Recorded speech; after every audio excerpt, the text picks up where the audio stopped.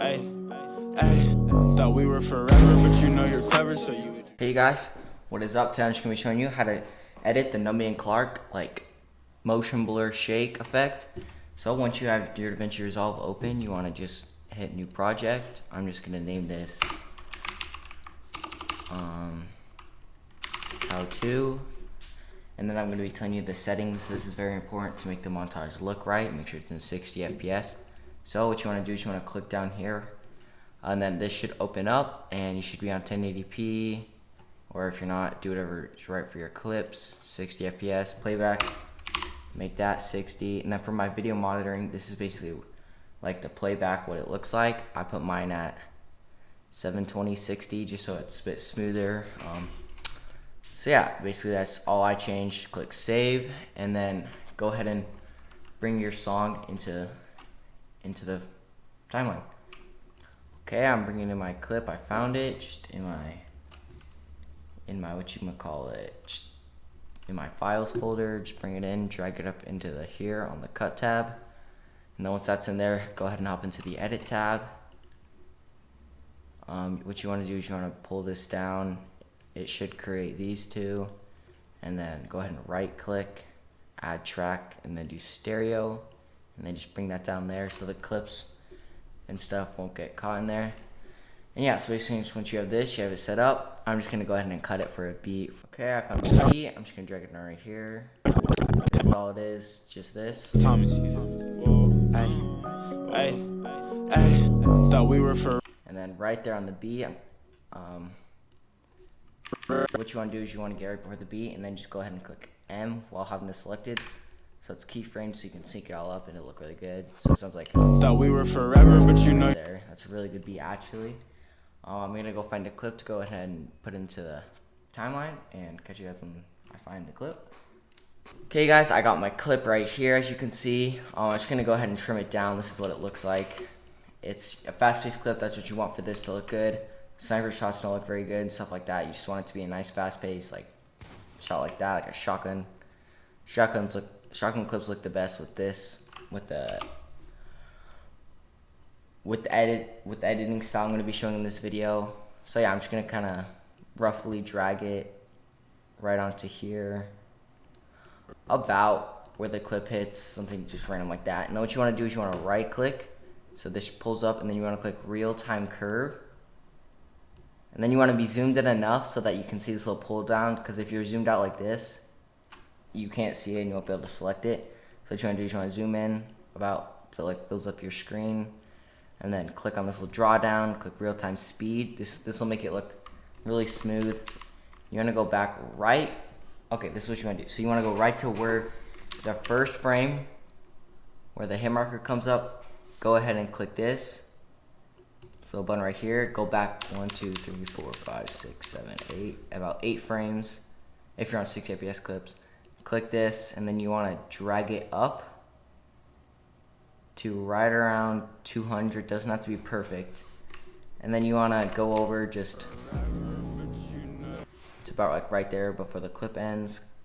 Put another one of those markers, and then drag this one all the way down to 50. Because then what that'll look like is it'll look like this.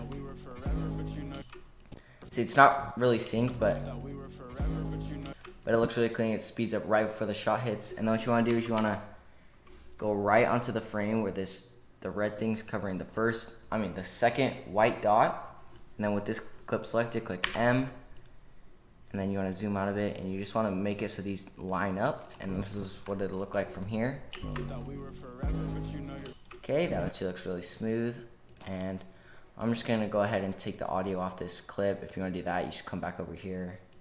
Select this, go here, audio, and then lower it. I'm gonna add shotgun sound effect just so it's cleaner. You can do that if you want. So it'll look like this. Okay, and yeah, so we have the time remapping and all that. It looks good. Go ahead and right click it again, click that again so that goes away, and drag this back up.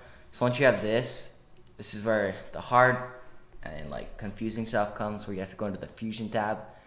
So here, when you're here, so it doesn't crash, go ahead and click Control S just throughout this so it doesn't crash, because that would suck. And yeah, I'm gonna go ahead and hop into the Fusion tab now, and I'll show you guys what to do. Okay, so once you hop into the Fusion tab, just go ahead and go right to where the shot hits. Actually, so go back in here, make sure you're on where the marker will show up right here. Go back into the Fusion tab, and then with this still selected, go ahead and click Shift Space. Okay, and we're gonna look up blur.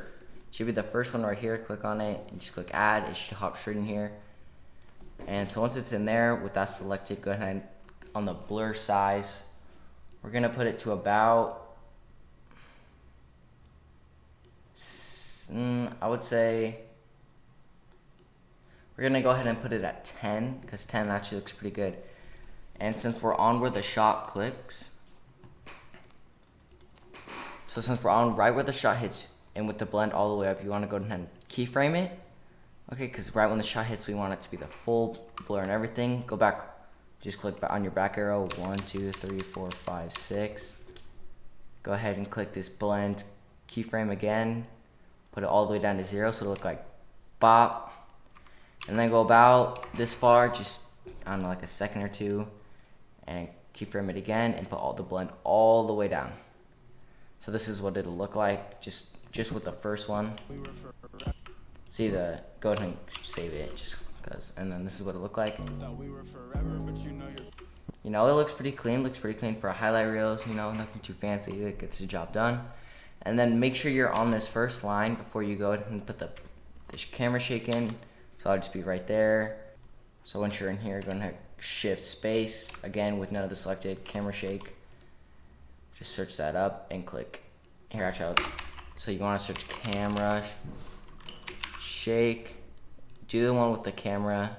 It should have that princey thing. Click on it, just click Add, and then it should pop right there. Go ahead and select it, click Shift, hold Shift, so it'll drop down onto here. Wait till it turns blue, just let go. It's that simple. And then with that selected, I'm going to tell you these settings. Make sure you copy them exactly.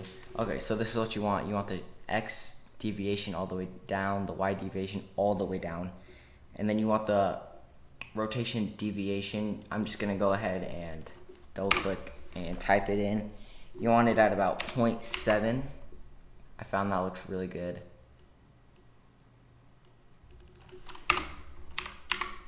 And then after you have that plugged in, the randomness is 0.5, so it should be at. The overall strength is gonna stay at 1. The speed, we're gonna go ahead and drop that down a lot. Down to, I like 0.26. It looks really good. Not too much, not too little. And then for the frequency method, keep it at shine. Filter method, linear edges. We're gonna go ahead and put this on mirror. And yeah, so once you have all of these and you're still on the same frame, so don't do anything else, just go and hop. Okay, this is where it's gonna get confusing. So when you have all this put in, you're on the camera shake, you're on the same beat where the blur starts, you wanna go ahead and keyframe the random deviation, go back 1, 2, 3, 4, 5, 6, keyframe it again and drag it all the way down. And then you wanna go over again, just to about like right there, keyframe it again and drop it all the way down. So yeah, that should be basically the entire editing. Just the Numby and Clark, just editing style. This is what it looks like. Here, let's watch that back. So you can see it's just clean, simple. Okay, so if you want to make it so you can, if you want to have a preset so you don't have to like re-edit all these numbers and stuff, just go ahead and click the blur. We'll go ahead and go like that. So like select these two, right click one of them, and then go into settings, save as, and I'm just gonna go ahead and call this one blur 3. I don't know, because I tried it before. So once you have that, make sure you save it to your desktop. So click desktop, make the name, click save. Then if you go to my desktop, it should be right here. Yep, blur 3. So this is what it looked like if you drag it in. You know, it's just these two. You just click shift and then shift, and you just put them in. So yeah, this is the finished product. Looks pretty clean. Let me know down below if I should make a part 2. I can add more details to it to make it look more professional, more high end. something like the underwater audio. We can turn the saturation down right for the beat hits, glow animation, stuff like that. So make sure to drop a like, share this with a friend, give me some feedback, subscribe if you're new, and I'll catch you guys in another video. Peace out.